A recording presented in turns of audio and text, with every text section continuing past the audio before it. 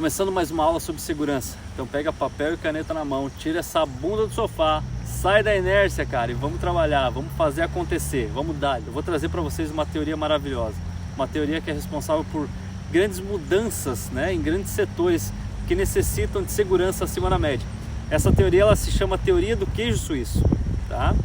Ela é muito utilizada em setores da aviação, por exemplo, onde pessoas precisam de níveis de segurança bastante altos, porque imagina, né, quando se fala de aviação, qualquer erro aí, quase 100% das vezes são erros fatais, beleza? Então a teoria do queijo suíço é a seguinte: lá em 1990, um cara chamado James Reason, olha só esse cara aqui, o que ele fez? Ele fez um estudo baseado em vários desastres, vários acidentes que aconteciam dentro da indústria. E para ele conseguir simplificar e colocar isso de forma didática, para ficar fácil realmente para aqueles trabalhadores entendessem, né, todo o processo de como funciona o acidente, ele achou uma forma didática e aplicou uma figura que se chama queijo suíço para explicar justamente as falhas e por que esses acidentes aconteciam. Segundo o Reason, alguns componentes de uma organização eles podem ser comparados às fatias de queijo, e ele mostra que independente da posição que se encontre esse determinado procedimento, esse componente da organização, quando ele está dentro de uma operação, se não for feito com a devida destreza e cuidado, ele pode deixar furos que vão permitir, possibilitar a ocorrência de algum erro e, em consequência disso, o acontecimento de algum acidente. Isso nos leva a perceber e entender que, por exemplo, que quando a gente puxa uma das fatias do queijo, seja qualificando equipes, estabelecendo um processo de trabalho efetivo, melhorando muitas vezes a comunicação, enfim, fornecendo aí equipamentos de segurança para que essas pessoas possam trabalhar, a gente interrompe ou diminui a possibilidade de falhas. Então agora eu vou explicar para vocês, e olha aqui nessa figura, presta atenção nessa figura aqui. A gente pensa, né, e pensa comigo aqui, como é que funciona tudo isso? Eu tenho fatias do queijo suíço, beleza? Elas estão alinhadas aqui, e quando eu falo alinhadas, eu quero dizer que existe um processo e que ele está alinhado.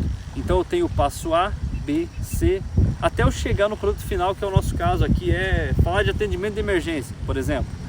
E nesse atendimento de emergência, conseguir atender uma vítima da melhor forma possível, trazer segurança para a cena, retirar ela de uma situação de risco, enfim. Cada setor eu executo dentro de uma operação, o que eu executo dentro de uma operação dessa, ela é uma fatia do queijo.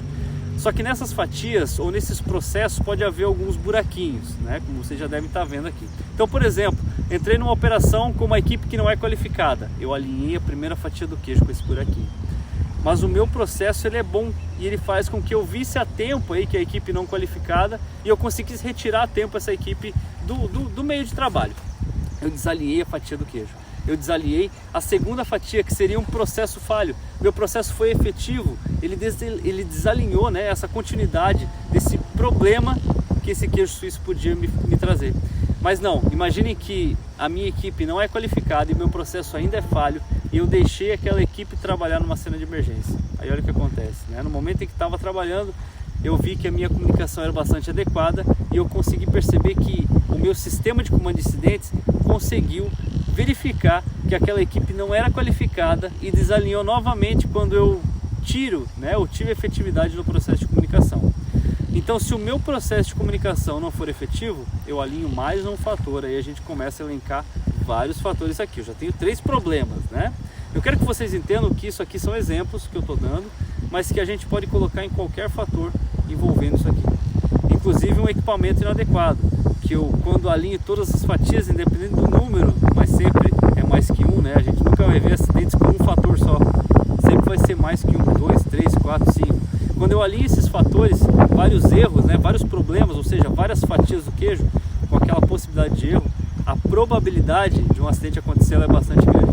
Por isso que o nosso principal objetivo, quando estuda essa teoria e quando trabalha no ramo da emergência, no ramo da segurança do trabalho, é fazer com que essas fatias se desalinhem. Por exemplo, se eu tenho uma equipe que não é qualificada, meu processo tem que ser efetivo para que essa equipe não venha trabalhar antes de receber essa qualificação.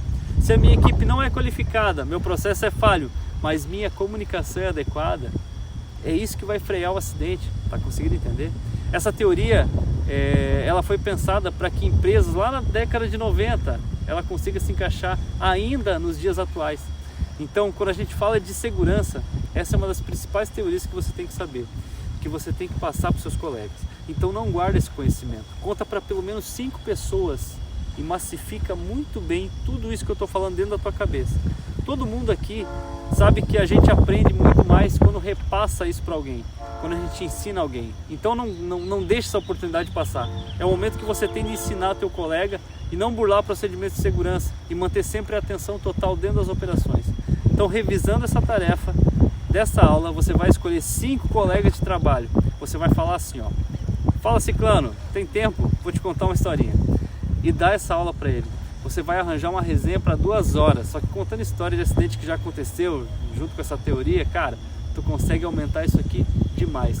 Tu aumenta esse processo, tu gera um ambiente mais seguro e tu consegue melhorar não só a tua vida, mas as pessoas que te cercam. Esse é o objetivo, esse é o propósito. Vamos dar.